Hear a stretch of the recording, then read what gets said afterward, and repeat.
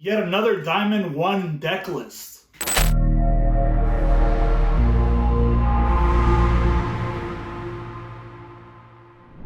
The Cardinal King here, reporting in once more from the King's Court, and I've got another deck profile for you here. And this guy isn't going to be the Ulrich deck. I used two decks to do this climb to Diamond 1.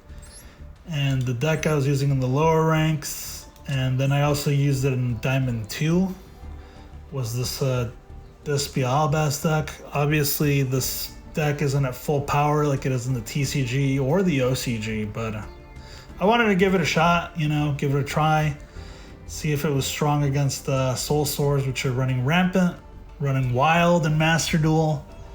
So here is the deck. We're using a single effect Veiler, which has honestly been a godsend in this deck. We're using one Despian Comedy, which I haven't really ever used. Haven't resolved it yet, right? We're using a Despian Tragedy ×3, great card. We're using 3 Max Cs, again, mandatory. You have to pay the Max C tax. Run it at 3 guys, why not? 2 Ash Blossoms, best hand trap in the game. We're running 2 Ghost Spells in the Haunted Mansion. This guy is particularly helpful against those Soul Sword matchups. Then we are running a single Destiny Hero Celestial in conjunction with a Destiny Hero Dasher as our 2 materials for Fusion Destiny. We'll get that in a bit. Fallen of Albaz, basically a super poly, guys. Great card. You summon him, you discard 1 card, and you can fuse with cards from either side of the field to summon a fusion material. Aluber, the heart and soul of the deck. This guy I'm using to grab either the Despian Theater of the Branded or the Branded in Red. And next we have the incredible Ecclesia the Virtuous. Great card. She's kind of a threat card, and she's also used for discarding in this deck. So if you special summon her or normal summon her, you can leave that, and then during your opponent's turn, you can tribute her and summon a Fallen of Albaz and have it do its thing during their turn. So it's a super rad combo. Single Dramaturge of Despia, which in Master Duel, this guy has been much more important than the Ad Libitum. While in the TCG, I think those roles are reversed, but for now, the Dramaturge is very powerful. So whenever we fuse with a Dramaturge, he comes back into the field, and he also gets a negate whenever your opponent summons anything from the extra deck. So he's insanely powerful in Master Duel just because he's so recursive. Ad Libitum of Despia, not as relevant as he is in the TCG, guys. He's been kind of a brick in the hand. But we're keeping him here for the future once the game reaches parity with the OCG or where we're at with the TCG. Foolish Burial is a 1-card starter. He is used to send the Despian Tragedy to the graveyard. Gold Sarcophagus is the same thing. We're using him to send the Despian Tragedy out to the graveyard. Fusion Destiny, if you've been playing Master Duels, you know what this card does, and you've been playing against it quite a lot. So we're running that at 2. We are running the Despia Theater of the Branded, and this guy is basically just a searchable polymerization. We're usually turn 1 trying to grab it with the Aluber, and this guy has a nice little hand loop with the, well, it's a graveyard loop with the Aluber and a fusion monster, right? So whenever a fusion monster is destroyed while the Aluber is in the graveyard, you can special summon the Aluber and negate an opponent's monster effect. And with this guy out, whenever someone destroys the Aluber, you can grab one of your fusion monsters from the graveyard. So it's a very good little loop, and it throws your opponent for a loop as well whenever you use it. Super Poly at 2, great card, very useful. I've won a lot of games just super polying 3 darks into the Triff Overton. Called by the Grave at 2. This is a fantastic card, really great at especially in a format that has, unlimited max Cs. You want to run this guy at 3. So this guy, whenever they play a hand trap on you, you can activate this guy and send it out of play so it doesn't activate its effect. Running Crossout Designator at 2. I want to be running this guy at 3 to be 100% frank, because everyone, runs triple max C and at least 2 ashes. So it's even more useful here than it is in the physical game. 3 branded openings, and these guys are just kind of searchers for the Aluber, or if I already have the Aluber in my hand, they are searchers for the Dramaturge of Despia.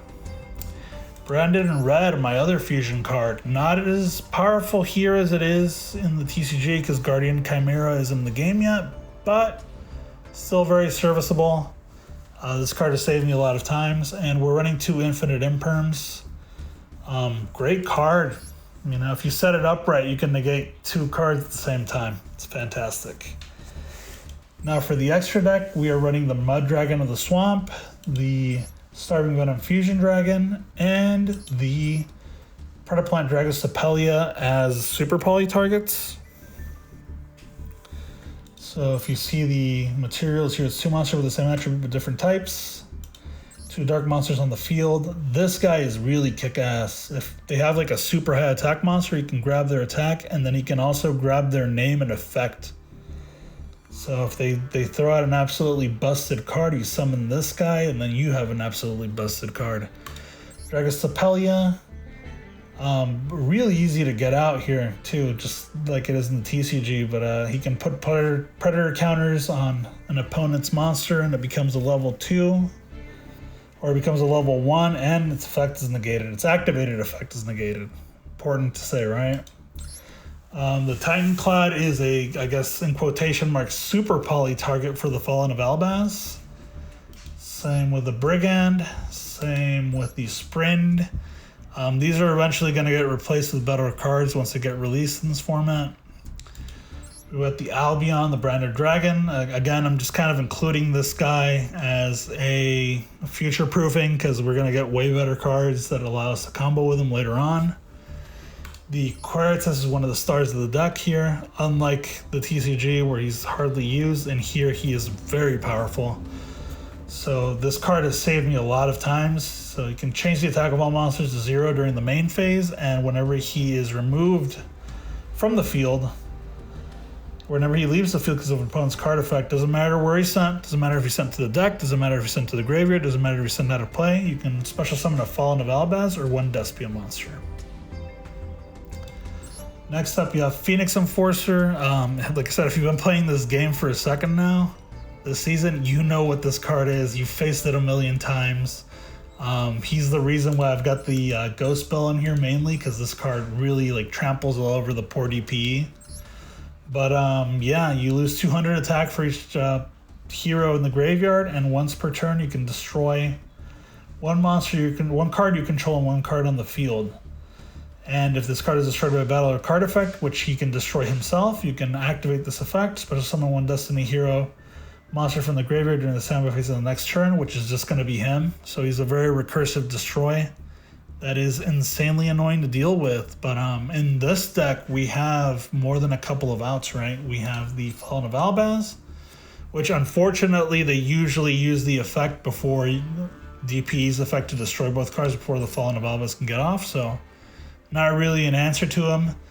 The super poly is though, because he can't activate his effect in response to it, and the Ghost Spell is once they send it to the graveyard, you can just Ghost Spell him and he'll stay in there.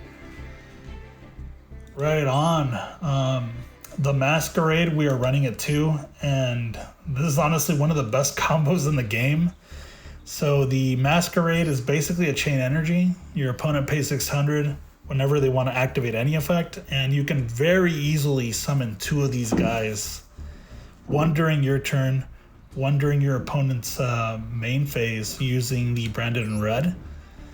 And they end up paying 1,200 each activation. So that gives them 7 activations to beat you, which a lot of combo decks can't. If you're playing against Soul Sword, they cannot beat you in that little bit of a time. So it makes your opponent think for a very long time. Makes them think long and hard before they move and do anything against you. The Trifovratum is a super poly target. Again, you can win a lot of games just by super polying 3 dark monsters on the field, on your opponent's side of the field.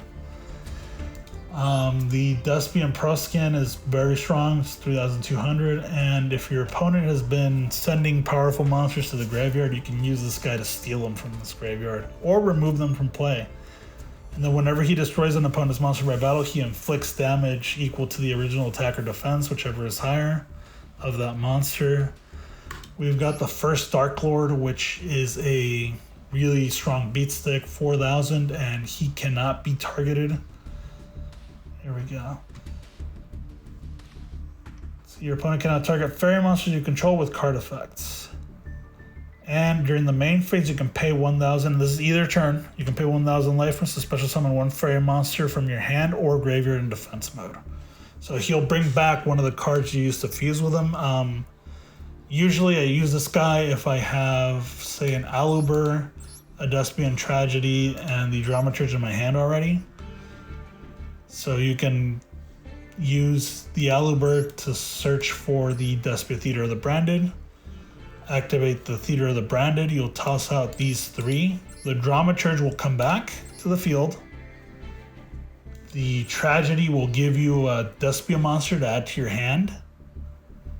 And then during your opponent's main phase, you can special summon the Aluber by paying 1,000, right? To get him back, and then get another branded card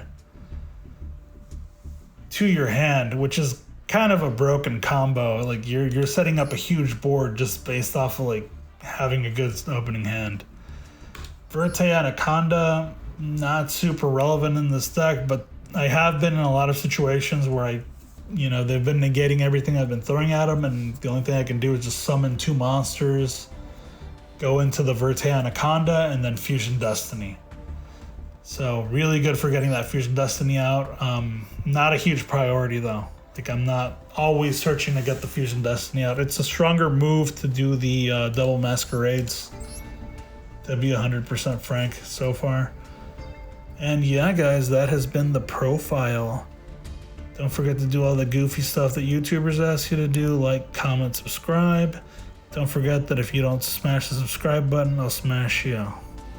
So smash that subscribe button. This has been the Cardinal King. Out.